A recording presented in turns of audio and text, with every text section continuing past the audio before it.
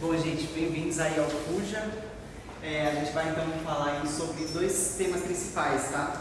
Na primeira metade, a equação da continuidade, que foi uma das primeiras aulas que vocês tiveram, pós-P2, e depois equação de Bernoulli e equação da energia, que tem algumas similaridades, então aí eu vou dar em meio junto esses assuntos, tá? A matéria da P2, equação da continuidade, equação da energia, equação de Bernoulli e a parte dos comentos externos. Ela foi dada na aula de Lab, mas cai nessa prova, tá? A prova tende a manter o mesmo parâmetro, então cobrar questões de conta, questões teóricas, e os comentos externos é uma das que mais tem aí tópicos teóricos. Ela cai na parte de Lab, algumas questões que vocês viram especificamente do relatório na parte de Lab, mas cai também nessa prova, tá? Então eu sugiro ler aí o livro, etc. Não vai dar para falar hoje, talvez a gente trate aí um outro dia se ocorrer esse tempo, essa oportunidade. Equação da continuidade. Bom, eu vou explicar então alguns tópicos principais, depois eu vou dar exemplos, etc. E a gente vai tocando mais ou menos assim. Se vocês tiverem dúvidas, perguntas, pode interromper. A primeira ideia é a questão de como você lida com os problemas em McFlu. Então, a gente está acostumado com problemas de mecânica A, de física e etc., a lidar com uma abordagem que chama lagrangiana. Então, você é um referencial que fica parado e você vê as coisas acontecerem, os movimentos acontecerem. Então, uma cadeira que está aqui, se eu arrastar ela para o outro canto da sala, ocorreu apenas uma translação, rotação e etc. É a mesma cadeira, são as mesmas partículas que se deslocam e essa é a abordagem de Lagrange. O problema é que isso não dá certo dentro da mecânica dos fluidos. Então, se a gente pensar nessa sala, todos vocês respirando e liberando, por exemplo, gás carbônico. Vocês estão liberando gás carbônico, então a quantidade de gás carbônico na sala aumenta, a porta está aberta, então está circulando gente no corredor, entra e sai gás carbônico, tem árvore lá fora, as janelas estão abertas, tem janela em tudo quanto é canto, tem furo no teto, etc. Né? Então você tem uma troca acontecendo em todas as superfícies da sala, acontecendo aqui dentro, ou seja, não dá para você falar, essa parcela de gás carbônico se transladou. Não dá para analisar dessa forma, como o Lagrange fez com os problemas físicos. Até então, o Euler teve a grande sacada. Ele definiu uma coisa que chama volume de controle. E o volume de controle a gente vai representar por VC, esse V cortado, V sem corte é velocidade, V cortado é volume. Ele teve essa noia de analisar os problemas determinando uma região. Então eu vou analisar o que acontece para uma região, não para as partículas daquela região, certo? Então se você tem, por exemplo, um reservatório, vou colocar aqui no exemplo, você não vai analisar a quantidade de água que entra e sai. Vamos supor que ele tem uma certa quantidade de água aqui dentro. Você não vai analisar as partículas de água fixa. Você vai delimitar uma região. A gente, em geral, nos problemas, delimita por um pontilhado. E é uma região que vai abranger todo o perímetro do seu problema, incluindo principalmente as saídas e as entradas. Então essa é uma primeira questão, a gente não analisa as coisas de um ponto de vista fixo, a gente analisa uma região. E para você fazer essa mudança das equações que você conhece, força, massa, aceleração e etc., você tem que mudar a forma como você escreve. E aí a gente lança a mão do cálculo. Então o Reynolds foi o que teve a grande sacada. Ele analisou que a variação de uma grandeza, né, a gente lembra aí da parte da P1 de cinemática, vocês escreveram, né, que a variação total da velocidade, né, a aceleração total, tem uma parcela temporal e uma convectiva. Para quem fez a P1, para quem pelo menos tem tempo. Então você tem essa abordagem. E o Reynolds tem essa mesma ideia para todas as equações da física. Ele escreve de uma maneira com integral, botando aí esse monte de termo, eta, rho, etc., para analisar em termos do volume de controle. Essa é uma equação geral, eu vou citar ela por causa da massa. A gente sabe que a massa não varia no tempo, certo? Essa cadeira eu pego ela aqui para lá, a massa não varia. O problema é que no volume de controle varia. Então, a gente sabe, mesmo nunca tendo parado para pensar nisso, que a variação da massa num sistema é zero. A questão é quando eu estou no volume. O que vai acontecer é que, isso é igual a zero, eu estou aqui. A variação, ou seja, a derivada em relação ao tempo dessa partícula, desse ρ, né, a densidade está representando aí essa propriedade do fluido. Então, a variação dentro do volume mais a variação na superfície, ou seja, o que entra e sai. Então, aqui é fluxo e aqui é a entrada e saída. A soma dessas duas parcelas, ou seja, a variação total que acontece, tem que ser zero. Não pode mudar. E além disso, a gente sabe também, mesmo nunca tendo parado para pensar nisso, que ocorre uma conservação do volume. Se essa sala tem um volume, não dá para o volume mudar depois que eu botei, sei lá, fogo aqui dentro. Né? Não dá para mudar o volume dessa sala. O volume a gente vai representar por vazão. Então a somatória da vazão tem que ser zero. Então esses dois conceitos que a gente sabia desde sempre, a massa não muda, o volume não muda, agora eles são importantes. Tudo bem? Mas as equações são muito complexas, elas envolvem integrais e etc. Então a gente precisa dar uma simplificadinha, porque senão você não resolve nenhum problema. Então, em MacFlow a gente sempre trata com hipóteses. E é primordial citar as hipóteses. Tem prova antiga que o professor Paulo Netanyahu, valendo meio ponto, cite as hipóteses simplificadoras. Então precisa conhecer todas elas de cor para poder resolver os problemas. Quais são as principais hipóteses? Regime permanente e fluido incompressível. Nem sempre isso acontece, mas quando acontecer precisa saber. O que é regime permanente? Quer dizer que uma propriedade não varia no tempo. Vocês viram isso também na P1, né? Um regime permanente não varia no tempo. Então, essa parcela que envolve variação no tempo é zero.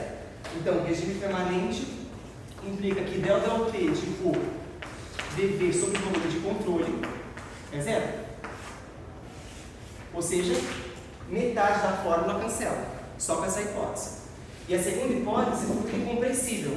Água é incompressível, certo? Você não consegue apertar a água, não dá. Diferente de gases, que você consegue.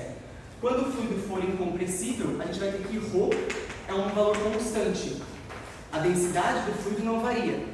Ou seja, o ρ dessa integral sai para fora. E aí você consegue ter uma conta mais simplificada. Tudo bem? A gente vai fazer exemplo disso, mas tem que entender fisicamente o que acontece. A gente tem algumas definições, só para terminar essa parte mais teórica, que é vazão mássica e velocidade média. A integral, essa integral ρVNds, ela envolve uma parcela de velocidade. Só que essa velocidade, lembra que vocês adotavam, por exemplo, na P1, que o perfil era linear, de tensões de desalinhamento? A velocidade varia de ponto a ponto. Então você precisa adotar para cálculos gerais uma velocidade média. A velocidade média é determinada pela vazão dividido pela área. Então perceba, a velocidade que entra nessa conta é a equação da velocidade que você integra. Se a velocidade for uniforme, for permanente, for um número, ela sai fora da integral. Mas se ela for uma equação, uma função, você precisa integrar. Certo?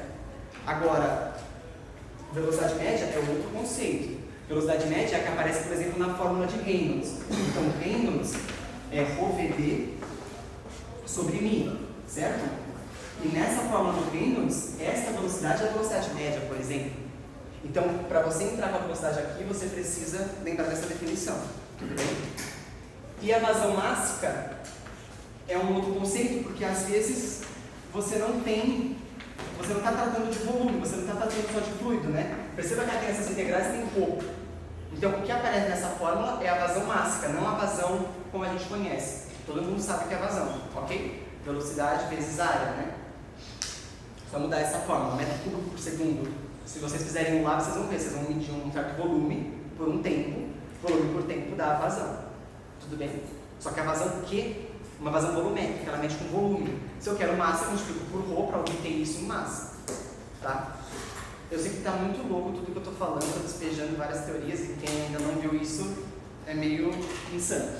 Mas tudo está conectado e faz sentido, né? Vocês estão conseguindo pegar?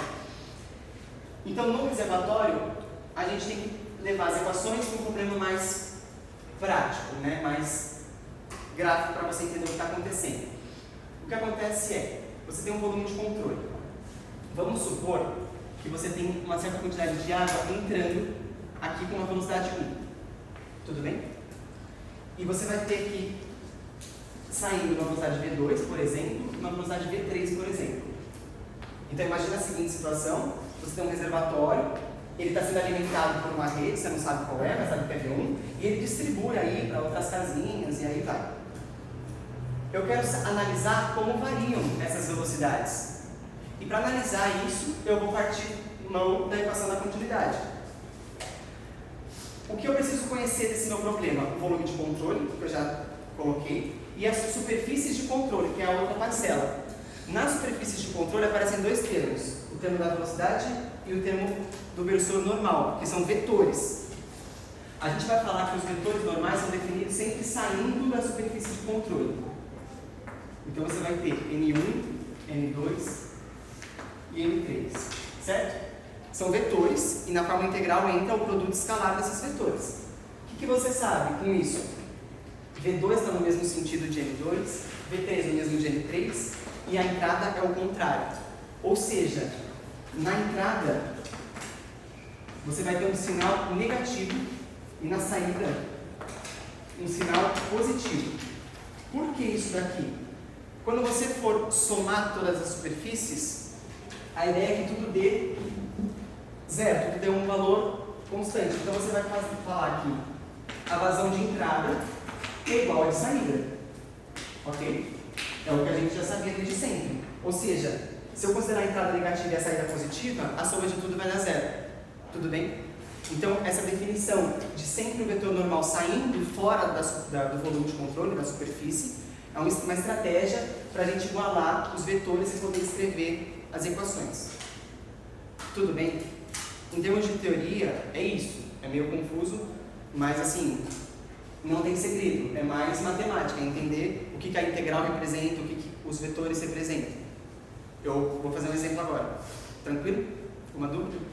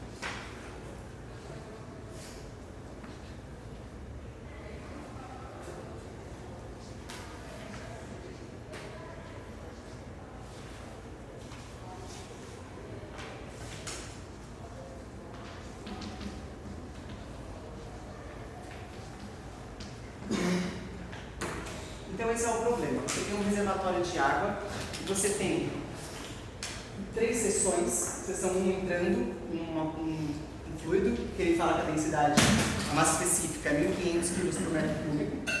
Ele entra com esse perfil parabólico, segundo essa equação, 4r sobre v ao quadrado menos 1 na direção j, né? Certo? E ele sai nessa seção com uma velocidade 2 e nessa seção 3 com uma vazão máxima n.3. Tudo bem?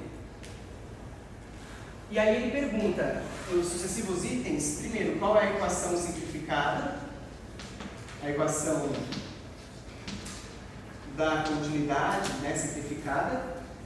No item 2, ele dá esse valor, vamos colocar 2.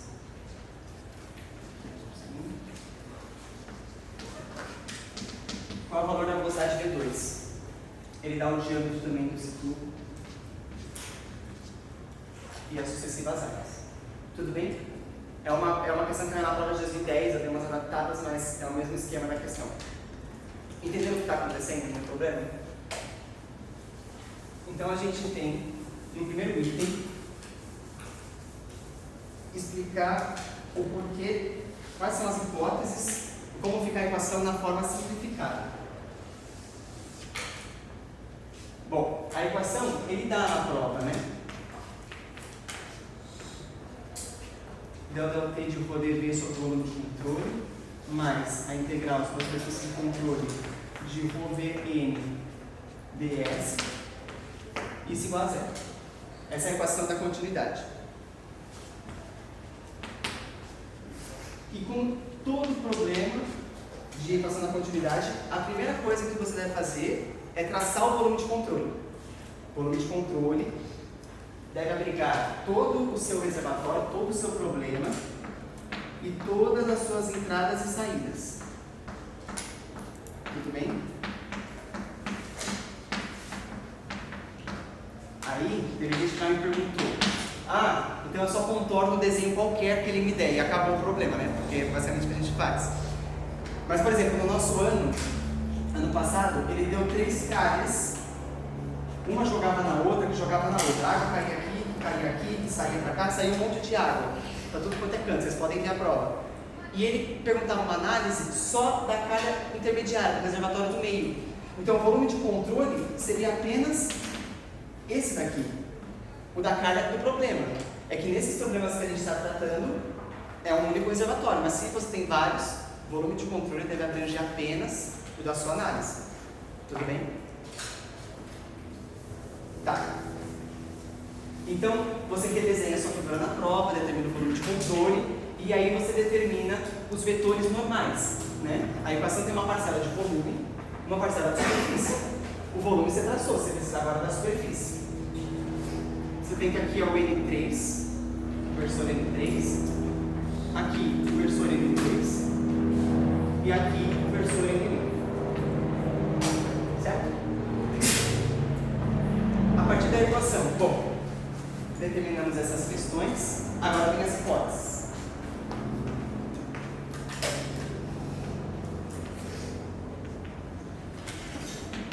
Hipóteses.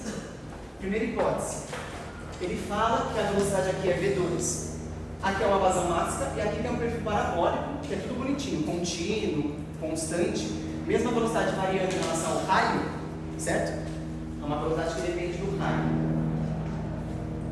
É tudo uniforme, então você tem um regime permanente. Ele não necessariamente deixa isso claro nos enunciados, então você precisa assumir, você precisa ter confiança. Escreveu a hipótese, escreve o que ela implica. Regime permanente, variação no tempo é zero. Você escreve tanto que fala a mesma coisa, né? Você decora. Ele fala que o ρ vale 1.500 kg por metro cúbico. Então o ρ é constante. Ele deu um valor fixo para você. Então você assume que o fluido é incompressível. Fluido incompressível implica que ρ é constante. Sai fora da integral.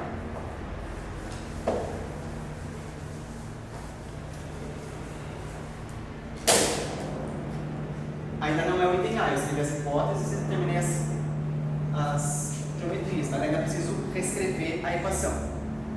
De tudo isso, o que sobrou é integral de Vn ds é zero. Ok. E o que é uma integral de superfície? Todo mundo, lógico, fazendo o cálculo 3, super afínicos, assistindo Possani, então todo mundo sabe que uma superfície envolve vários lados. Eu preciso destrinchar essa integral, a integral é uma soma. Eu preciso escrever essa integral com a soma de partes, ou seja, a soma de cada saída e entrada de controle. Se essa parte inclinada aqui não está saindo nem entrando nada, é zero. Não preciso calcular. Eu preciso calcular apenas aonde está rolando troca. Então eu vou falar que isso daqui vai ser a integral de uma velocidade 1 vezes um N1 ds sobre S1 mais 2. 2 todo mundo concorda que é uma velocidade constante? Vn, ambos no mesmo sentido, positivo.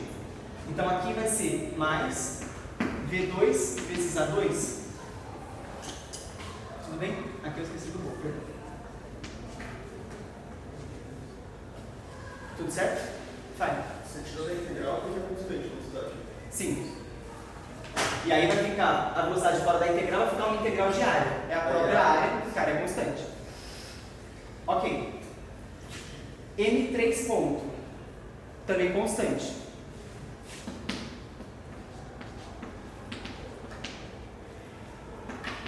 No caso da seção 3, seria ρ V3A3. Mas, a gente sabe que V3A3 é Q3. E essa parcela toda, então, quer dizer M ponto. Então, é daqui que vem aquela definição. Por que você definiu um M ponto? Porque é o que surge na fórmula da integral. Quando você destrincha ela, ρ V3A3.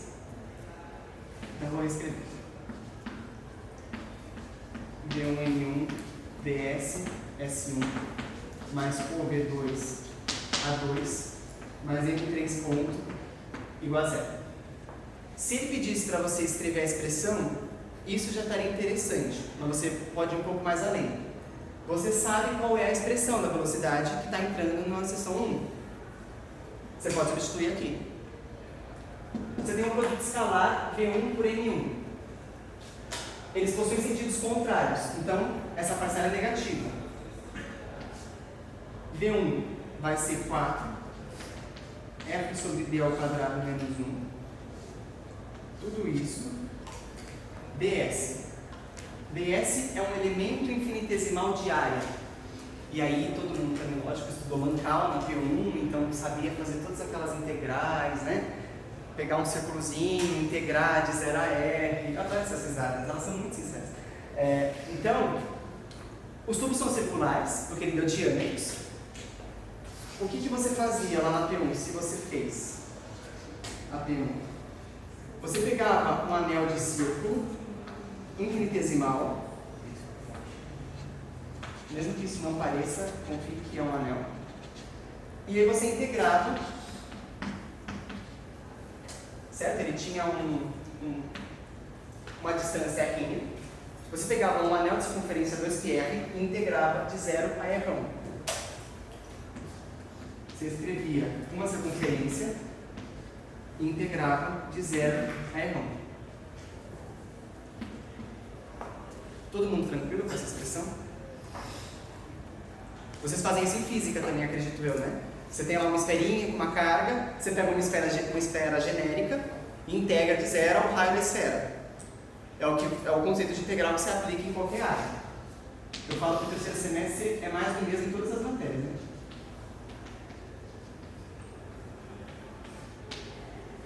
Então essa é a expressão. Integral dessa coisa estranha, mais coisinhas bonitinhas, mais M3 ponto igual a zero. Bom, a integral que todo mundo sabe resolver, não é difícil. Vou reescrever isso aqui.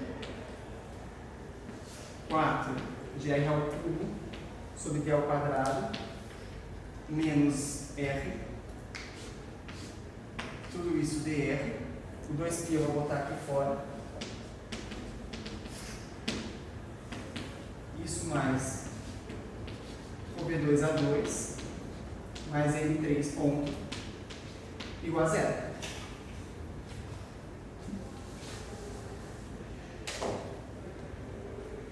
Vai dar R a quarta, joga para fora e etc. Todo mundo consegue, né? Tudo bem? Essa integral querem que eu faça até o final? Dá check, né? Essa seria a resposta do item A, uma simplificação da equação da continuidade. E aí o item B ele fala, quanto vale V2? Ele te deu M3 ponto, ele te deu ρ, ele vai te dar esse diâmetro, ele te dá essa área. O MEC é sempre assim, o item A ele vai pedir hipóteses e tananã. No item B ele vai pedir uma solução analítica, ou seja, ele vai pedir para você fazer um monte de conta teórica, escrita. E aí no item C vai ali no meio ponto final ali, que você dá uma meio desprezada, substitua tudo que eu te dei no enunciado e acha o valor. Certo? A equação da continuidade é sempre isso, não tem muito o que fugir. E ele vai pedindo algumas variações. Então, por exemplo, ele poderia ter um item C, onde ele fala, dado V2, né? Qual é a vazão 2? Você multiplica pela área do tubo. Qual é a vazão máxima em 1? Ele vai pedindo variações disso, certo? Mas os princípios são sempre iguais. Tudo bem com essa questão?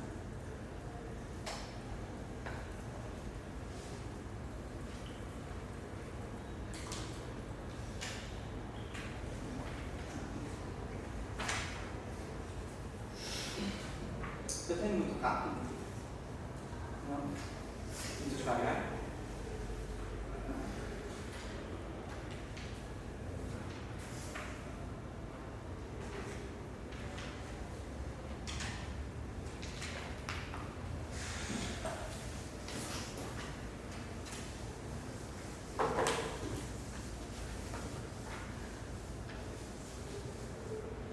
Se tiver dúvida, fala, tá, gente? Vocês são quietos. Eu sei que as aulas de mecânica são meio quietas, né? Porque. Não sei porque as pessoas não gostam, mas.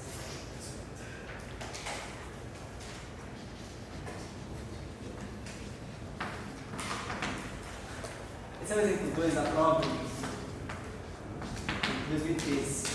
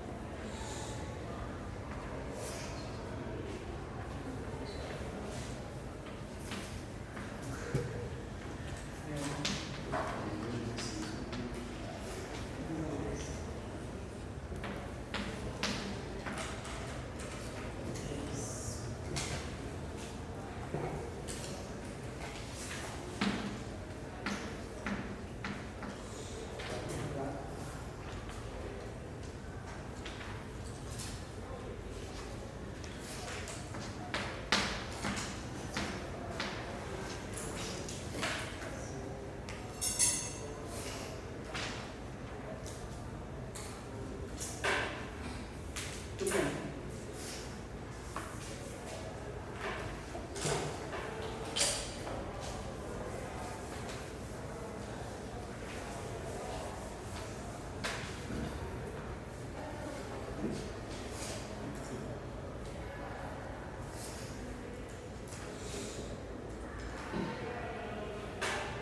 Se vocês me permitem, eu vou ler, tá? A questão. Ele dá essa figura, ele indica um reservatório. Você tem água até uma parte qualquer aqui que não importa, mas a água não está acima dessa tubulação 3. Então você tem 3 tubulações, uma de entrada, com uma velocidade V1, uma 2 de saída, com uma vazão máxima M.2, e aqui em cima, quando esse reservatório encher, vai sair com uma vazão 3. Mas na situação inicial, o reservatório não está cheio, ele está enchendo, tudo bem? Ele fala os valores, fala áreas e tal. Primeiro item, ele fala esquematizar o volume de controle para análise desse escoamento. Aí vem uma pergunta. O que eu faria nesse caso do volume de controle? Eu tenho 2 possibilidades. Eu englobo essa parte com água, ou eu englobo tudo, inclusive essa saída 3. Na hora da prova, o que vocês fariam? Tudo. Tudo? Por quê? Porque, querendo ou não, ali vai ter provavelmente um gás que vai entrar e sair. O gás é fato, mas é meio que então você finge que não existe.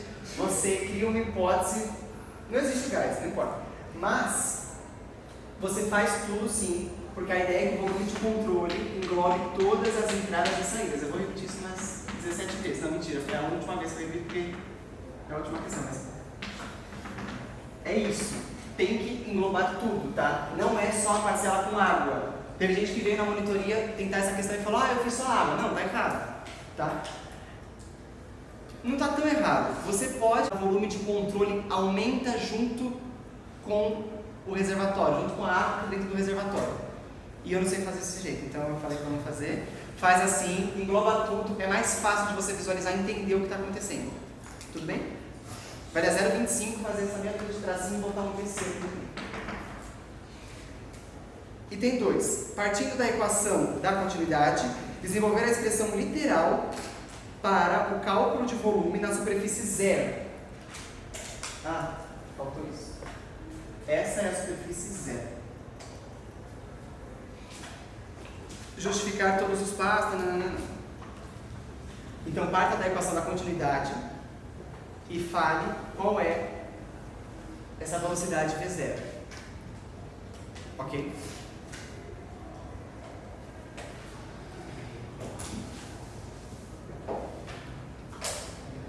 A equação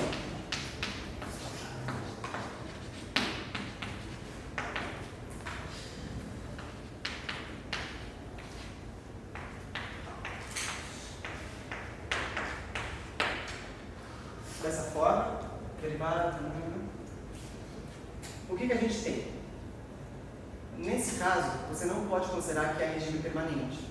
O regime permanente, você vai falar que tudo que entra, sai e não tem variação dentro. Esse termo é uma derivada, ele está falando da variação dentro do reservatório. Não tem, ou melhor, tem variação. Está crescendo, está aumentando, ok? O reservatório vai encher. Então a hipótese de regime permanente não vale nesse caso. Ou seja, você precisa deixar esse termo aqui na equação. Mas ele falou que é água, então é fluido incompressível, certo? A hipótese de fluido incompressível continua valendo. Ou seja, ρ é um termo constante e sai fora da integral. Então eu vou ter ρ del dt da integral de dv sobre dc mais ρ, isso aqui. Eu vou escrever tudo, mas... Ok. Tem uma mais ali, né? Da integral. Tem. Ah.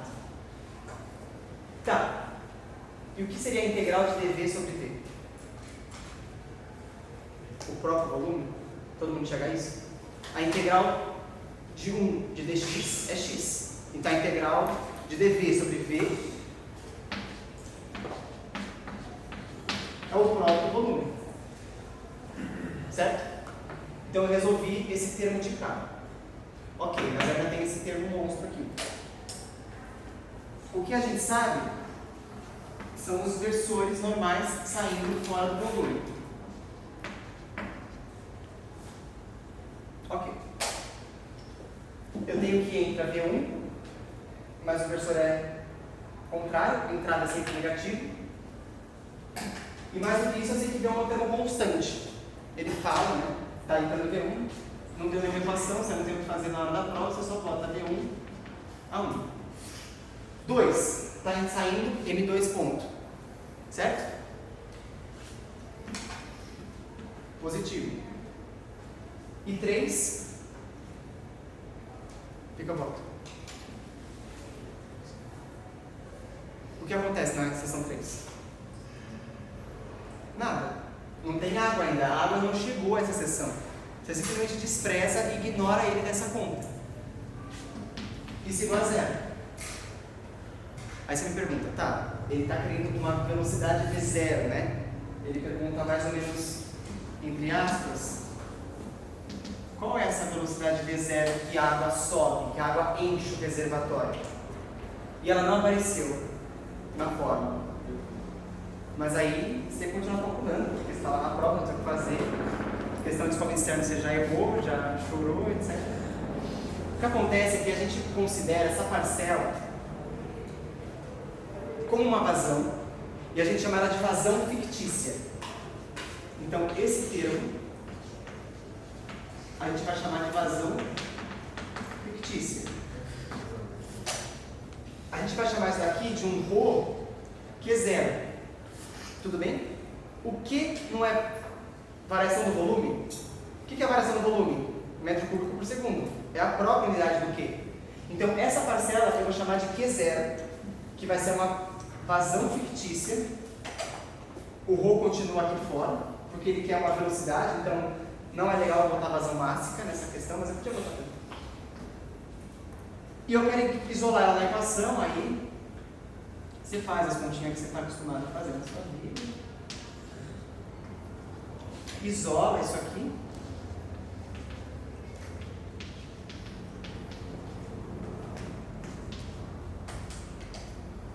Essa é a expressão. A variação desse nível d'água dentro do reservatório segue essa equação. V1 vezes A1 menos M2 pontos sobre Q. E você fala que esse Q0 é uma vazão fictícia. O professor entende, acredita que ele tem um diploma. Alguns às vezes parece que não tem, mas enfim, é só editar o vídeo depois de tudo certo. Esse seria o item A. Ou item B. Tá, enfim, vocês entenderam. Aí vem um item depois, que eu também não vou fazer, que ele fala assim, valendo no 0,25 lá nojento. Substitui tudo que eu dei pra você nessa fórmula e calcula. Aí você erra na calculadora, ok, vai pro próximo.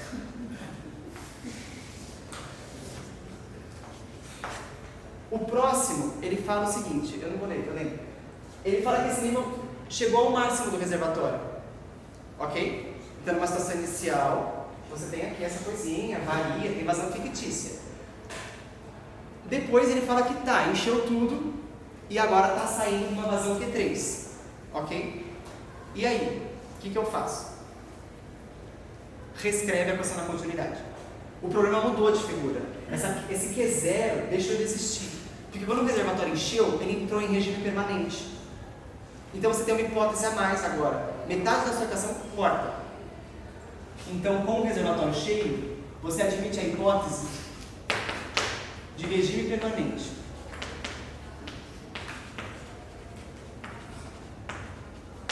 E aí deu para entender porque a prova de vai não tem linha, né? Você tem que escrever tanto texto que...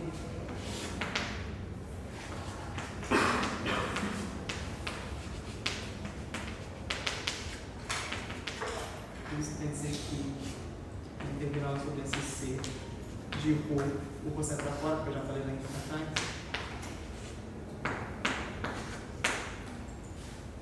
Ok, essa é a sua equação. Você sabe que está entrando V1, então menos o V1A1, está saindo M2, mais M2 ponto, está saindo Q3, mais o Q3 é igual a zero. Q3 vai ser igual a V1A1 menos M2 pontos sobre Q. Uma coisa, né? Mentira, não é a mesma coisa. Essa é uma vazão fictícia, isso é uma coisa que existe. Calculadinho, gente. Tudo bem? Eu lembrei que eu pulei um item. Mas aí eu passei aqui no cantinho, não tem problema nenhum. Ele pede, ele te dá valores numéricos na questão, e ele pede qual é o tempo para um dado ΔZ. Então, dado ΔZ, qual é o tempo de enchimento?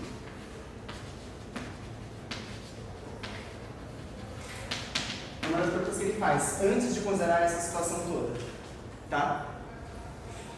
O que você sabe? Dessa expressão, você tira Q0, certo? E Q0 é uma variação de volume em relação a tempo. Então você sabe que Q0, na verdade, é ΔT, ok? Mas volume, todo mundo sabe que é área. No caso aqui, você considera quadrado, então você pode considerar qualquer coisa. Você vai falar que aqui tem uma área de seção transversal, certo? O negócio não é uma funila, não é um cone, não. É um negócio, né? Sei lá que fala, mas é um prisma. Esse nível tem uma mesma área de seção transversal em qualquer seção que eu cortar esse reservatório. Como o volume é área por altura, eu vou falar que esse ΔV, na verdade é um ΔAZ, área por altura, certo? Só que a área é constante e a altura varia. Então isso daqui é uma área ΔZ ΔT. E aí isso daqui eu posso aproximar, né? ΔZ ΔT. Dado ΔZ, qual é o ΔT? Você iguala isso a essa expressão constante, D1A1 menos N2 pontos sobre Q. Calcula aqui. Seja feliz. Tudo bem? Então perceba que ele parte do mesmo problema, mas ele pega essa equação da continuidade e ele reescreve ela de várias maneiras dependendo do problema. No primeiro problema, ele deu uma distribuição de velocidade. Nesse segundo problema, você não poderia considerar uniforme. Aí ele faz um puxadinho aqui, reescreve o volume em termos de altura. Aí ele volta. Não, agora fala que está uniforme. Aí vai, permanente, corta se você quiser. Então ele vai reescrevendo o problema de várias maneiras. Tá? Então você tem que treinar exercícios para saber todos os casos que pode sair, que podem acontecer. Tudo bem com esse assunto? Esses dois exemplos, eles têm os principais aspectos de equação da continuidade. É lógico que tem outros. Tem uns problemas muito legais que os professores dão, que tipo assim, que aquela pro Jaime tem esse exemplo, eu acho ele muito legal. Tipo, entra um negócio aqui, aí sai outro aqui, mas sai ao redor da tubulação. Você tem uma distribuição ao longo da tubulação. Né? Imagina, sei lá, um sistema de irrigação de uma casa. Você tem um grande reservatório aqui, um mar aqui, e está distribuindo a aguinha para todo mundo. E ele dá essa vazão. E aí você escreve. Certo? O que é a dificuldade desse problema? A superfície, né? A superfície de controle vai ter uma entrada, vai ter uma saída e vai ter um termo lateral, que a gente desprezava, né? Os termos laterais a gente falava que não tinha fluxo, zero, acabou. Nesse caso tem. Então essa integral de superfície, que você escreve várias parcelas de entrada e de saída, você vai ter que incluir essa parcela, que é essa vazão unitária, lateral, distribuída, sei lá como ele vai chamar no seu problema. Tudo bem?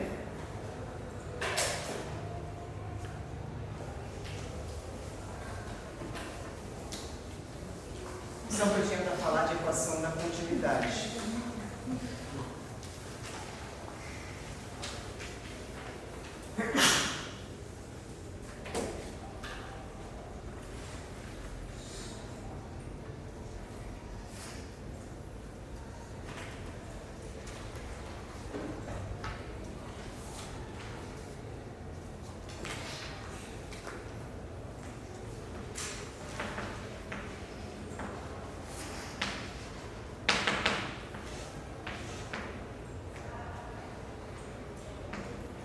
Agora falar desse cara.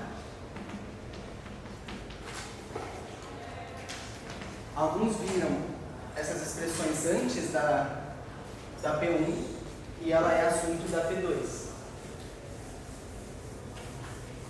A equação de Bernoulli, ela tem uma demonstraçãozinha, né? Você pega a segunda de Newton, escreve, bonitinho. Só que essa demonstração ela parte de hipóteses. Sempre que você for resolver um problema que envolva a equação de Bernoulli, você precisa citar as hipóteses. Senão você parte do nada, vou usar essa equação que eu quero. Não. Tem exercícios específicos para você poder usar essa equação. Se tiver uma bomba no problema, você não pode usar essa equação. Você vai usar uma expressão parecida, que é a equação de energia, mas não é essa. Porque essa vale sobre certas condições. As hipóteses para que essa equação vale são 3. O fluido deve ser invisível, ou seja, não tem viscosidade, incompressível, aguinha, né? O ρ é constante, e permanente, não tem variação permanente. Não tem variação no tempo, porque se tiver variação você não sabe resolver. Você viu lá que ela tem 3 parcelas. E a gente chama cada parcela de carga, né? Então essa, V quadrado sobre 2G, é a carga cinética. Você tem P sobre por G, que é a carga piezométrica. E por fim, o Z sozinho, que é a carga altimétrica. A gente fala carga porque a gente bota tudo em metros. Então as unidades disso aqui são metros. Porque é mais fácil trabalhar, né? E é fácil entender que é metros, você está somando Z. Aí você olha o Z, você já fala tudo metros, ok. Uma coisa importante. Prova do ano passado. Conversão de unidades. Como algumas medidas são grandes, a gente precisa dar um jeitinho. Então, na prova do nosso ano, caiu essa conversão. 1 metro de coluna d'água, ou seja, imaginar uma coluna de água, a água sobe 1 metro nessa carga, vale aproximadamente 10 kPa, certo? O Pascal é a unidade do SI, é Newton por metro quadrado. Mas os problemas, devido às suas dimensões, podem ser grandes, pequenos, você precisa usar MCA. E é o primeiro item da prova do ano passado. Item A, quanto vale a pressão no ponto tal em MCA? Vale a meio ponto. E todos os dados estavam em MCA. Então, se você errava o item A, se você não lembrava dessa conversão do item A, derrubava a questão inteira. Tá? Mas é uma coisa muito fácil, né? Multiplicar por 10. Pelo amor de Deus. Tudo bem? A equação de Bernoulli, ela representa 3 tipos de energia, podemos colocar assim, né? Ela representa uma carga cinética, né, cinemática, que está relacionada ao movimento, uma de pressão e uma de altura, que são as cargas que vocês veem muito bem no laboratório, né? Isso é a carga. A gente fala que a equação de Bernoulli vale para uma mesma linha de corrente. Então não pode ter perda de carga, não pode ter uma máquina hidráulica. Se tiver qualquer uma dessas coisas, a equação não vale. Quem vale é a equação da energia. Tudo bem? Uma aplicação direta dessa equação foi o que vocês fizeram no lado, que é o tubo de Pitot. Então, o tubo de Pitot é uma ferramenta, né? É um método para se medir a velocidade dos escoamentos. E a equação que descreve é a equação de Bernoulli. Você tem isso aqui, tá? Aí tem um tubinho aqui dentro. Ok.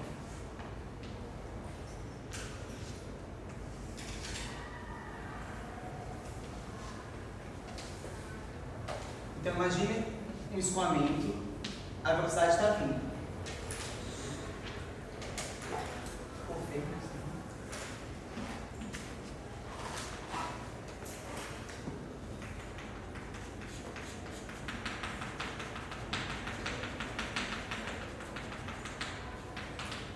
Imagina um tubo, e você imagina uma tubulação, um escoamento, e você conecta esses tubos. O que acontece?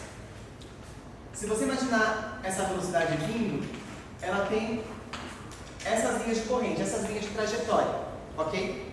Então você tem uma partícula fluida que vai passar por esse ponto 1 e que vai passar por esse ponto 2. Vai passar nesse ponto 2, ok? O que fala a equação de Bernoulli? Que numa mesma linha de corrente, você pode falar que a carga em 1 vai ser igual à carga em 2 sob essas hipóteses. Se tiver tudo isso, ok, isso vai. O que é a carga de 1 e a carga de 2? É essa expressão. Então, V1 ao quadrado sobre 2G mais T1 sobre gama mais E1 é igual a V2 ao quadrado sobre 2G mais T2 sobre gama mais E2. É isso que está dizendo. E aqui entram mais hipóteses. Como essa expressão tem 17 termos, você precisa cortar todo mundo fora. Você vai considerar, por exemplo, que esses pontos estão alinhados. Se os pontos estiverem alinhados, você vai falar que Z1 é igual a Z2. E eu posso simplificar a equação. E essa é uma hipótese, tá? É a primeira hipótese. A segunda hipótese é que no ponto 2 a velocidade é zero. A gente fala que ponto 2 é ponto de estagnação. Porque a velocidade está vindo, a parte do alvo está vindo, ela bate aqui, ela para. Você vai falar que a velocidade desse ponto é 0. E aí esse termo morreu. Então você consegue reescrever a equação V1, que é a sua incógnita, ok? A ideia do tubo de Pitot é medir a velocidade do escoamento. V1 quadrado, como eu quero essa incógnita, eu vou isolar, é igual a P2 menos P1 sobre gama. V1 é igual a P2 menos P1 sobre gama 2G na raiz. Acredito que está todo mundo familiarizado com essa expressão. Quem não está, possivelmente copiou o relatório da pensada. Aí você fala, tá, gravidade eu conheço, todo mundo sabe, gama ele vai dar, diferença de pressão.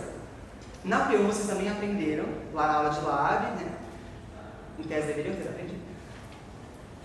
Manometria. Então vocês, nesse tubinho, vão ter uma variação de altura, vamos chamar de delta. O que acontece é que na manometria desses tubos, você resolve essa diferença de pressão. Então aqui vai ser um flashback. P1, a pressão P1. Eu vou fazer tudo de novo aqui, tá? Eu me confundo um pouco nesse negócio meio místico. É isso. Tá bom, você deve assim.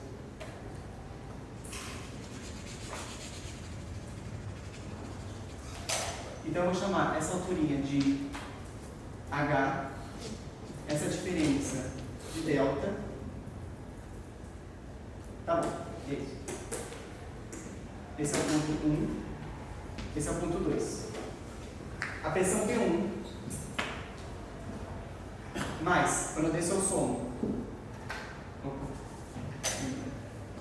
A pressão P1 mais H mais delta vezes o gama da água. Subo menos delta vezes o gama aqui do fluido manômetro menos H vezes o fluido aqui é igual a pressão 2. Então eu sei que P1 menos P2, passo P2 para cá, é igual a tudo isso aqui. Eu vou botar em evidência. Então H mais delta, gama da água,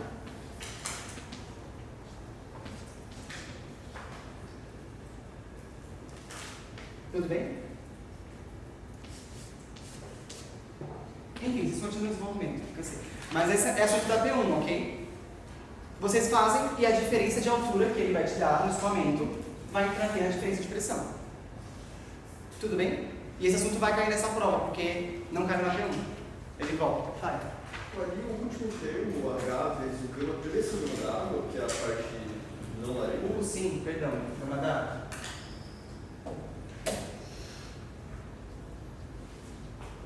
Essa parcela, né? Você está falando isso? Gama da água, perfeito.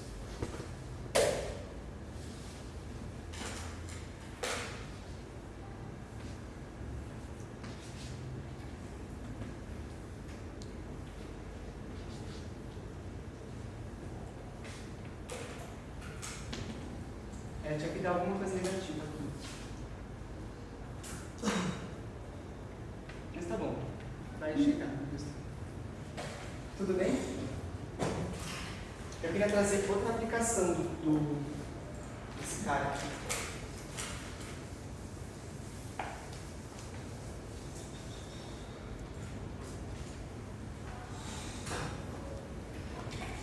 Uma outra forma de medir os escoamentos é com o tubo de Venturi.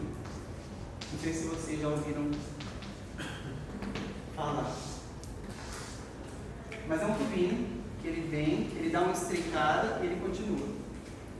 Ele vem, dá uma estreicada e continua.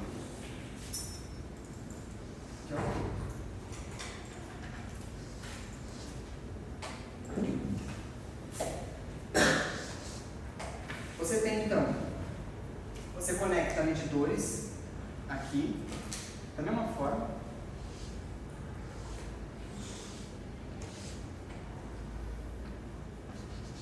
Mas perceba que você não coloca o tubo dentro do escoamento, né? Dentro desses pontos que estão escoando o fluido. Ou seja, nessa situação, você não vai ter um ponto de estagnação. Então você tem um ponto 1, você tem um ponto 2, está vindo velocidade. Então você tem o mesmo esquema, as linhas de corrente vêm e vão. E tem uma que vai estar ligando esse ponto P1 e P2. Se você não tem perda de carga, vale todas as hipóteses, você afirma que H1 é igual a H2. É igual a H2. Então, V1 ao quadrado sobre 2G mais V1 sobre gama mais V1. V2 ao quadrado mais T2 mais E2. E a única hipótese não, é fato, é que Z1 é igual a Z2. Então, você vai escrever aqui V1. Eu quero isolar as velocidades. Vai ser igual a P2 menos P1 sobre gama. Tudo bem? Eu cortei os Z's, porque eu considero que estão todos no mesmo plano de referência. Passei o P1 para cá, o P2 para cá. Eu sei então que P1 ao quadrado menos V2 ao quadrado é P2 menos P1, que multiplica 2G sobre gama. É a mesma expressão de lá. A diferença é que você tem um termo V2 ao quadrado, que aqui a gente falou que era zero. Só que no tubo de Venturi não vale, porque não é ponto de estagnação. E aí, você tem um problema. Esse lado direito você sabe resolver, o problema é o lado esquerdo. Você não tem a velocidade V2, ele não vai te dar. A incógnita é exatamente essa. Qual é a velocidade no ponto 2?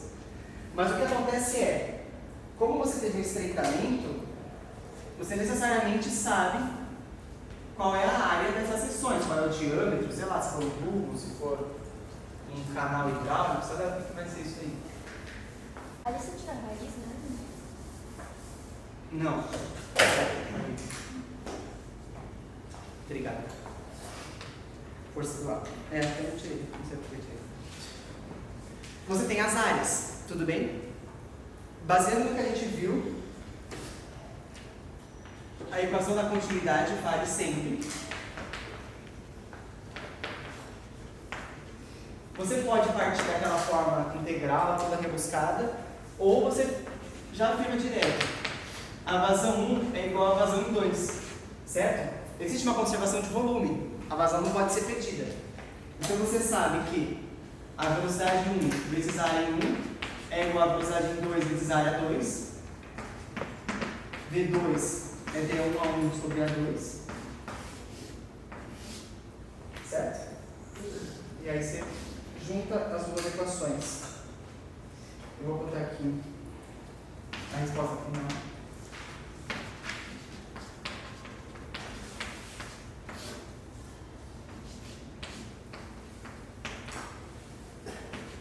Menos A1 ao quadrado sobre A2 ao quadrado mais. Tudo bem? Essa questão, essa ideia do tubo de Venturi eu acho legal porque ela mistura, né, a equação da continuidade, essa ideia, com a equação de Bernoulli. E os dois assuntos vão estar presentes na prova, vão ter que misturar de alguma forma. Eu acho legal trazer esse exemplo. E já foi questão de prova, tá? Não sei que ano, 2000, sei lá, não sei que ano.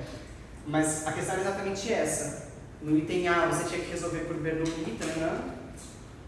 E aí no item B dava valores, no item C muda algum detalhe, aí você vai recalculando igual um. Tudo bem? Nenhuma dificuldade, né?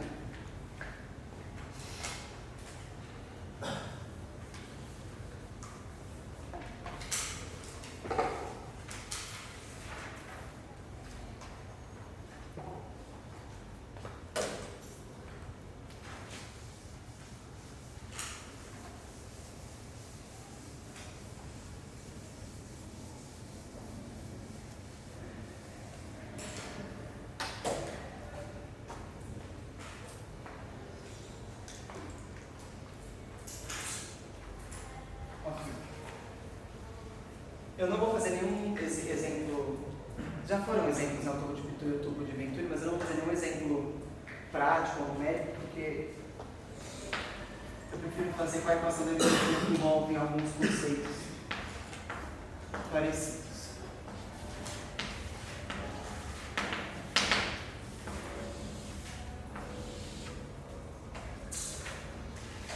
A equação da energia, ela parte daquela ideia do teorema do transporte de Reynolds. Quem for na aula viu a demonstração, tem nos livros, uma demonstração louca, você corta a metade fora, e aí você chega na expressão simplificada. A carga em 1 menos em 2, ou a de entrada menos a de saída, é igual a perda de carga 1 e 2, menos a carga de máquina, vamos chamar assim. Então aqui é a carga da entrada, aqui é a carga da saída, aqui é a perda de carga, e aqui carga manométrica, vamos chamar carga de máquinas. Certo? Onde H vai ser igual a alfa V quadrado sobre 2G mais P sobre gama mais E. Perceba a semelhança com a equação de Bernoulli, né? São os mesmos termos, as mesmas parcelas. A diferença é que a dedução é diferente. Mas a mesma ideia. O que é diferente é que na equação de Bernoulli a gente considerava que a carga 1 era igual em 2. Aqui não. Aqui a gente vai falar que o mundo é mais louco. Existe perda de carga, a energia não é sempre bonitinha, linda, igual ele cita na equação, e podem existir máquinas. Se eu quero que a água da rua chegue no topo do meu prédio, eu boto uma bomba, eu tenho uma cilindro elétrica, eu boto uma turbina, então eu posso botar máquinas, bombas e turbinas para retirar ou absorver a energia do meu escoamento. Toda tubulação que tem curvas, que tem válvulas, tubulações longas, vão ter perda de carga. A perda de carga é o assunto da P3. Então, nessa prova, o professor vai falar para você no enunciado: a perda de carga é 2. E acabou. Ele vai te falar esse termo em números. Ou ele vai pedir para você achar esse número, óbvio. E a unidade está clara, né? Isso são cargas. Unidade é metros.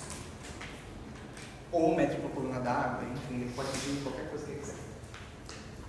Mas a perda de carga é assunto da P3. Então, na P3 a gente vai ver como calcula esse termo, que é o grande problema de todo mundo que estuda esse assunto, né? Que flui nas hidráulicas, vocês vão ver. O grande problema é achar qual é o valor da perda de carga. É um valor muito impreciso. Tem gráficos, etc. Bom, a gente volta na P3. Eu gosto desse assim, por isso que eu tô falando. A entrada e a saída são os termos que a gente acabou de ver. A única coisa é esse fator gama. Esse fator alfa. Ou gama não, alfa. O que é esse alfa? É um fator de correção. Por quê? A gente viu que a velocidade pode ser louca, né? Ela pode ter um perfil parabólico, um perfil triangular, sabe o que ela pode ter? Então, na fórmula, como a gente não quer ficar escrevendo integral, a gente usa a velocidade média. Essa velocidade é velocidade média. Velocidade média é vazão por área, por exemplo. Mas para corrigir, a velocidade média, ela não é a velocidade da seção. Eu estou pegando uma seção que tem, sei lá, um perfil parabólico, e eu estou falando, eu vou adotar um valor V médio. Só que esse valor não corresponde à realidade. Então eu uso esse fator de correção alfa, nesse caso aqui, para acertar isso. Tá? Alfa é igual a 1 para regimes turbulentos e igual a 2 para regimes laminares. Ou seja, você está na sua prova, você viu que tem perda de carga, tem uma bomba, tem não sei o que. Você não pode usar a equação de Bernoulli e você tem esses termos. Você vai escrever essa equação e você vai citar como hipótese que o escoamento é turbulento e alfa é igual a 1. Ou é laminar, mas em geral é turbulento. O laminar é muito difícil de acontecer. Quem foi pro lab viu. Ele é muito fininho. Então, se tem bomba, se tem turbina, pensa, tem uma bomba levando muita água para algum lugar muito alto. Ou tem uma turbina gigante pegando energia. Então os problemas da prova são turbulentos. Você pode partir desse princípio, são turbulentos. Mas a equação não parte do princípio que você está fazendo prova de McFlu ali no anfiteatro. Então você vai escrever a equação e vai escrever que a hipótese é que o escoamento é turbulento. Alfa vale 1. Some com alfa e aí resolve. Tudo bem? Então tá, a gente matou essa parcela da equação, essa parcela é P3, então você só carga. E aí HM é a carga da máquina. Existe também, então, algumas coisas que a gente precisa tomar cuidado. Essa carga de máquina, ela é uma coisa em metros. Mas eu não compro uma bomba em metros. Eu quero essa bomba que tem 17 metros. Não faz o menor sentido. Eu compro máquinas em potência. Então o problema pode pedir a carga, mas ele não está interessado nisso. Ele está interessado na potência dessa máquina. A carga a gente escreve como a potência manométrica, a potência da máquina, veio aqui. Então a carga é igual a potência dividido pelo peso específico vezes a vazão. Tudo bem? Então ele pode te dar esse termo de potência, mas na equação você entra com esse termo combinado. Ou você descobre isso na equação e joga aqui para achar a potência. E por fim, e aí a gente vai fazer um exercício. Se esse termo é maior que zero, a gente fala que se trata de uma bomba. Uma bomba. Se ele é menor que zero, a gente fala que é uma turbina. Tá? Por quê? Isso aqui é energia. A bomba fornece energia para o sistema. Então faz sentido que se ela está dando energia, ela tem que ter um sinal positivo. Ao passo que a turbina está retirando a energia do sistema. Energia potencial na hidrelétrica, passa pela turbina, rouba energia, sai um pouquinho lá cinético, e ela retirou a energia do escoamento. Então ela tem que ser um termo negativo. Tá? A equação é negativa. Tá? Então, cuidado. Se é uma turbina, quando você escrever aqui vai entrar menos o termo da turbina. Tudo bem? É intuitivo, né? O escoamento vai da onde ele tem mais.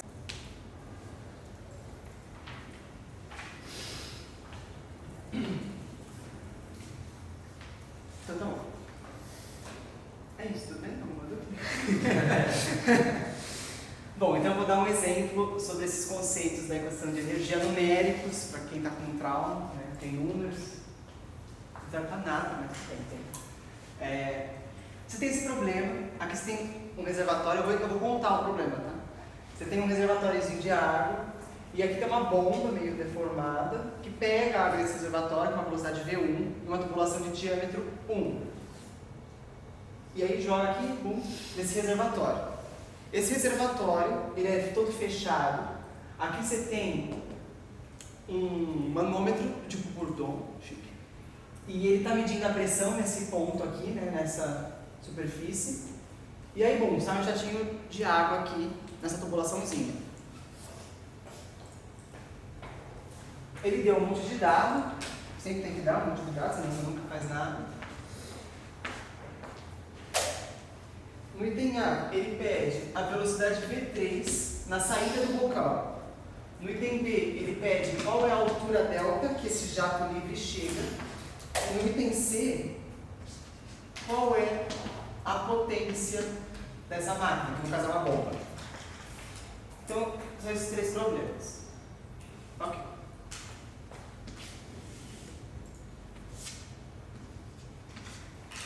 No caso do item A, o que acontece? Os problemas são sempre grandes, você tem um monte de tubulação, vai indo, bota um monte de coisa no meio.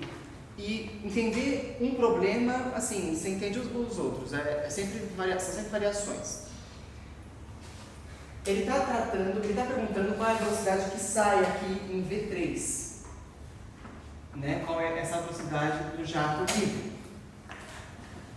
Bom, você precisa então igualar cargas entre dois pontos. É um problema que ele dá pressões, ele dá alturas, ele dá velocidades. Tudo indica que vai ser um problema de equação de energia. Acho que todo mundo aqui percebe que não há um problema de escoamento externo nisso aqui, né? Tem uma bomba, tem coisa escoando dentro de tubo, não dá para ser externo. Então você já logo de cara percebe que envolve cargas, envolve equação de energia. Eu preciso conhecer dois pontos para igualar a equação. A equação trata sempre de dois pontos. E quem escolhe esses pontos é você. Você, por exemplo, pode escolher o ponto 1 e o ponto 3. O ponto 3 é o que ele quer, ok. Só que do ponto 1 para o ponto 3, acontece um monte de coisa. Você precisa levar esse monte de coisa em consideração na conta. É mais fácil você escolher, por exemplo, o ponto 2 e o ponto 3. Eu não indiquei, mas o ponto 2 é aqui, tá bom? Se ele me indicar na prova, você marca um ponto qualquer. Eu quero nesse ponto e é isso. Eu faço o ponto que eu quiser. Se eu fizer, por exemplo, a equação entre o 2 e o 3, eu considero o enunciado perda de carga zero, então não vai ter nada. E não tem bomba, não tem máquina, então eu sei que isso daqui é igual a zero. Ponto. Tudo bem? Por que eu fiz H2 menos H3 e não o inverso? Alguém sabe? A ideia é do 1 para o 2, e não é porque é bonitinho em ordem alfanumérica. Por quê? A carga é menor em 3? Sim. A ideia é que não pode ter energia negativa. Pode ter bomba, pode ter turbina, essas coisas podem ter negativa, mas energia não pode ser negativa. Eu sei de antemão que o escoamento vai de 1 para 3. Não é porque eu botei os números nessa ordem, é porque isso é uma bomba. Todo mundo concorda? Está entrando V1 aqui, está saindo um jato. Então o escoamento dá nesse sentido. Tem pergunta de prova que ele não dá o sentido do escoamento. Ele dá a figura, não tem esse jato, ele dá essa máquina, ele não fala o que é para você, ele fala qual que é o sentido. E aí você vai calcular e vai chegar nesse resultado. Ok? Você vai ver qual que é a carga maior. A carga é sempre da maior para menor. Vocês no lab traçam as linhas piezométricas, as linhas de energia. Então a carga sempre tem que ser da maior para menor. Se for o contrário, se der negativo, está errado. O sentido é o contrário do que você escreveu. Tudo bem? Essa pergunta é clássica, é muito legal. Então H2 menos H3, ok. Nesse caso não tem diferença. H2 é igual a H3. Eu sei que é a equação da energia. E aí a gente faz uma hipótese, né? Você explica lá bonitinho que o alfa vale 1. Então eu sei que V1 ao quadrado sobre 2G mais P1 sobre gama mais E1. Opa, 1 não, é 2. Tudo 2. Vai ser igual a V3 ao quadrado sobre 2G mais P3 sobre gama mais E3.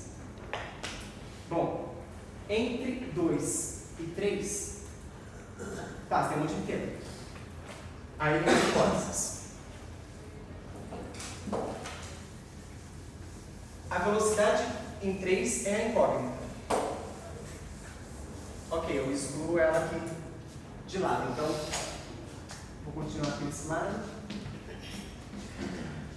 V3 é a minha incógnita. E o resto? Bom, eu sei que 3 está aberto à atmosfera. Então, pressão atmosférica, a gente vai falar que vai sempre zero. A gente considera a pressão efetiva nos cálculos de McFlue. Então, P3 é igual à pressão atmosférica, eu vou considerar zero.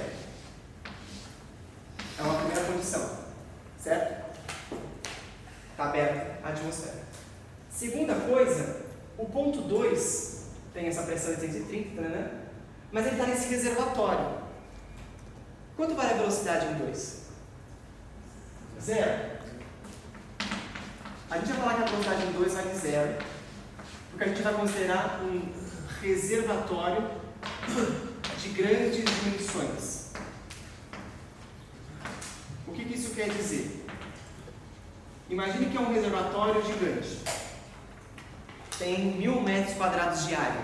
E aí você tem uma torneirinha aberta no final dele, pingando, gotejando uma coisinha. Vamos supor que é esse caso. Um reservatório grande, com um jatinho saindo aqui na ponta. Essa torneira, essa goteirinha que está saindo desse reservatório, não mexe em nada no nível de altura dele. Então o ponto na superfície, em cima desse reservatório, não vai se deslocar praticamente nada.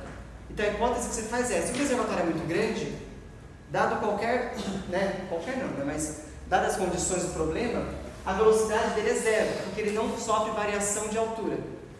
E com isso eu já cortei dois termos daqueles. Então sobrou só Z3 menos Z2, mais T2 sobre gama, e acabou. Menos T2. Bom, eu tenho a diferença de altura, né? Z3 está 1 metro abaixo de Z2. Então, isso daqui quer dizer...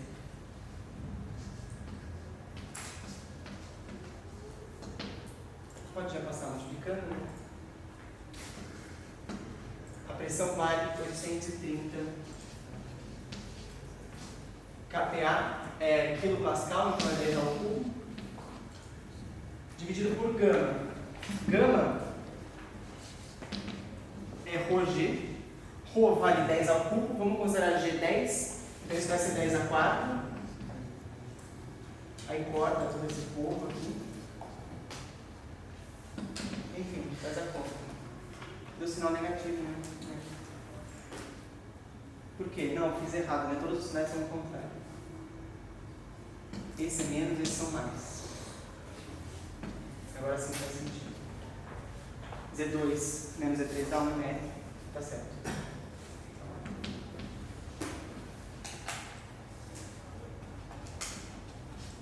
Opa, isso não, né? Dá 84. D3 é igual a 2 vezes G vezes 84 mais. E aí você acha D3. Tudo bem? Tranquilo, né? Tá. Vamos entender?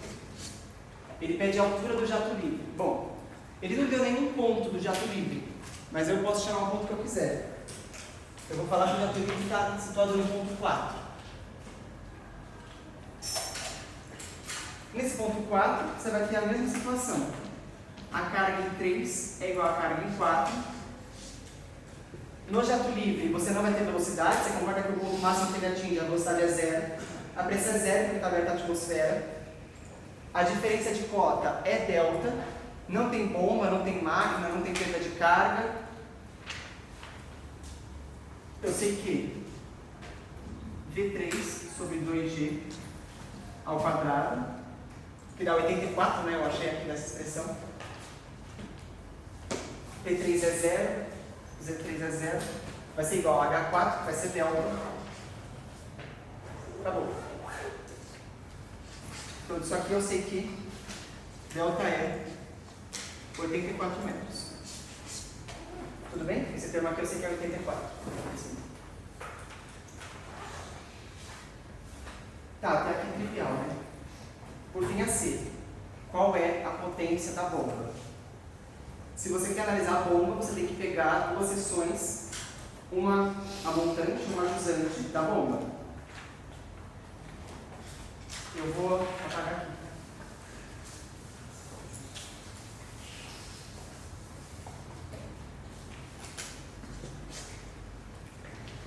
No caso, eu posso pensar na 1 e na 2, na 1 na 3, na 1 na 4, eu posso pensar na seção que eu quiser. Tudo bem? Vamos pegar o 1 e a 2, porque ele deve ser o 3 aqui. Vamos pegar o 2, mas eu posso pegar a 4 também. Mas vamos pegar o 1. H1 menos H2 é igual a perda de carga, que é zero, menos a carga da máquina. Qual que é a carga em 1? Um ponto situado aqui, nessa seção, vai ter velocidade V1, mais a pressão eu vou considerar zero, porque isso aqui está bem na superfície. Tudo bem? Esse tubo está bem próximo à superfície. E a altura zero também, eu vou considerar esse como um plano horizontal de referência. Certo? O ponto 2 não tem velocidade, como a gente já viu. Ele vai ter um P2 sobre gama e um Z2, que nesse caso é 3 metros. Eu vou anotar Z2. E isso é igual a menos a carga da máquina. Tudo bem? Então você tem esses três termos. Eu anotei aqui, eu sei se isso é de... Ah não, tá aqui, né? A velocidade vale 2,5. Então 2,5 ao quadrado, duas vezes, vamos fazer a 10, menos a pressão, vai dar 83, menos a altura que vai dar 3, era menos a carga da máquina. Olha, você quer essa conta para mim, por favor? Não? Tudo bem, deixa assim dentro de casa.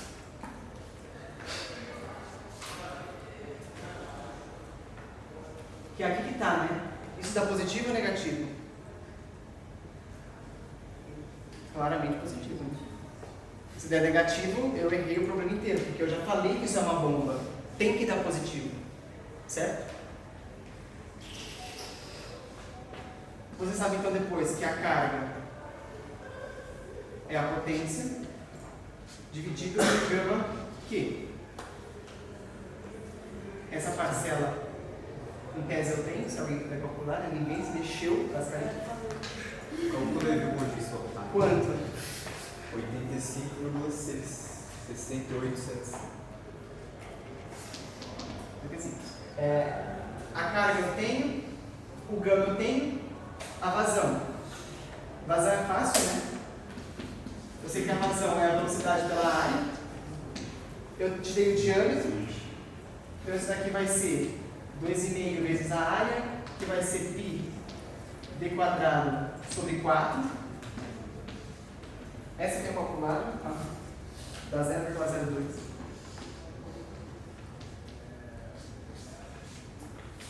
Você joga aqui as informações todas e acha a potência, né? Então a potência vai ser a carga vezes gama vezes Q, ou seja, o 85 estranho vezes o 0,02 vezes 10 a 4. Vai dar um valor, vai dar em watts, né? Acredito que todo mundo sabe que potência é watts. E essa é a estrutura geral do problema. Tá? Não vamos tentar valores, o que importa é entender qual é a física, a mecânica da coisa. Tudo bem? Então quais são as variações desse problema? As hipóteses não variam muito. Se o reservatório é grande, você considera a pressão zero. Se está aberto à superfície, não. Se o reservatório é grande, você considera a velocidade zero. Se está aberto à superfície, a pressão é zero. E só, não tem mais o que pensar nessa matéria. Bomba, turbina, o sentido do escoamento é importante, sempre do maior para o menor. Se a gente fizesse conta e por algum motivo fosse de 2 para 1, qual é a conclusão que você tem? Que isso aqui é uma turbina. E a conta vai dar negativa, certo? Tem um probleminha que ele já caiu em mais de uma prova. Então eu sugiro fazer os problemas de McFlow, porque eles se repetem. Só não contar para a pessoa que estou falando isso. Ele dava isso e o escoamento era nesse sentido. Então isso aqui era uma turbina. Aí depois ele fala, não, isso acontece durante o dia, durante a noite o sistema se inverte. Isso daqui passa a virar uma bomba e eu quero que você recalcule toda a conta. Aí você fazia a conta igual um doido e você chegava nos valores de níveis de reservatório. Então o problema são apenas mudanças, mas a equação é sempre a mesma. Essa prova, em equação de energia, não tem muito o que variar. Com certeza ele vai botar um manômetrozinho para você calcular a pressão no ponto. Tem as provas, por exemplo, só para citar vários casos, né, do que acontece para vocês se prepararem para os problemas. Você tem aqui uma bomba, aí está pensando, uma tubulação aqui, uma tubulação gorda aqui. Aí vem um negocinho aqui, tá?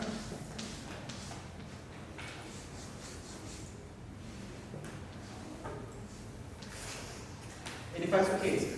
Coloca um tubinho, aqui é uma bomba, sei lá, por exemplo. Você consegue, pela diferença aqui de altura, achar a diferença de pressão entre esse ponto e esse ponto. Vamos colocar a seção 2. Você consegue, por exemplo, achar a carga da bomba desse jeito. Pela diferença de pressão, pelas velocidades, que se é o mesmo, você encontra a carga da bomba. Então essa prova vai ser isso.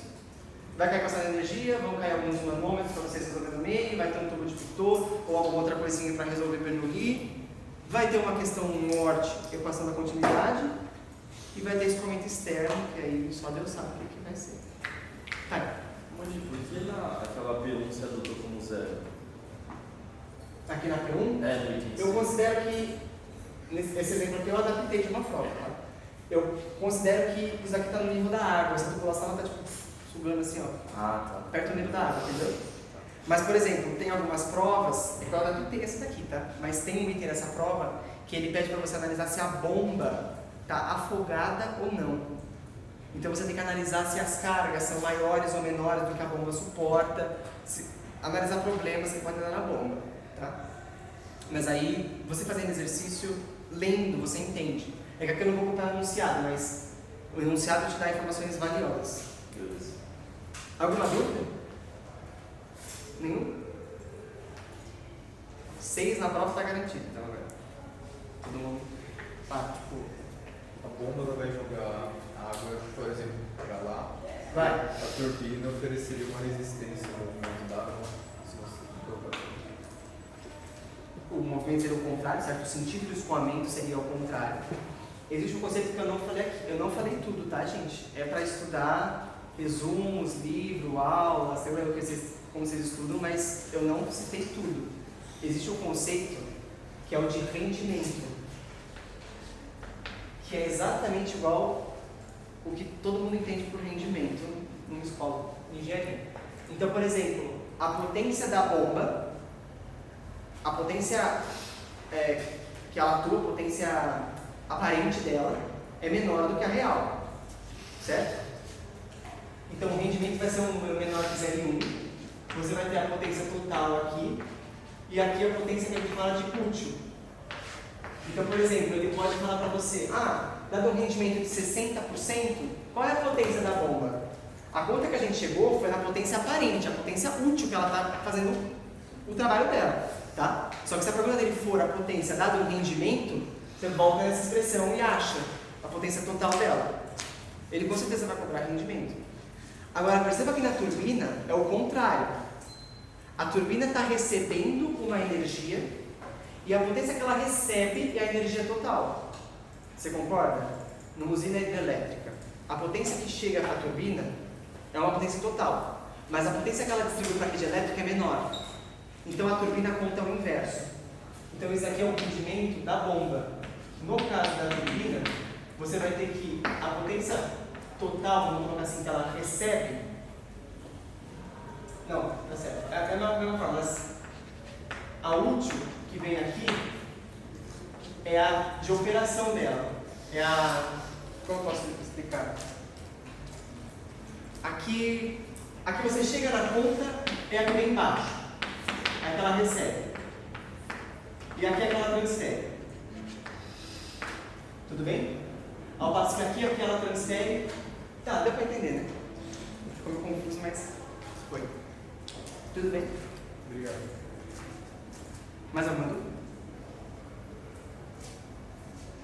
Então é isso. Queria agradecer a presença de vossos senhores e senhoras que ficaram calados durante 2 horas olhando pra minha cara. Mas é isso, gente. Qualquer dúvida, monitorias de segunda a sexta, a minha de sexta-feira, lá nas mesinhas da Civil Morte. E é isso.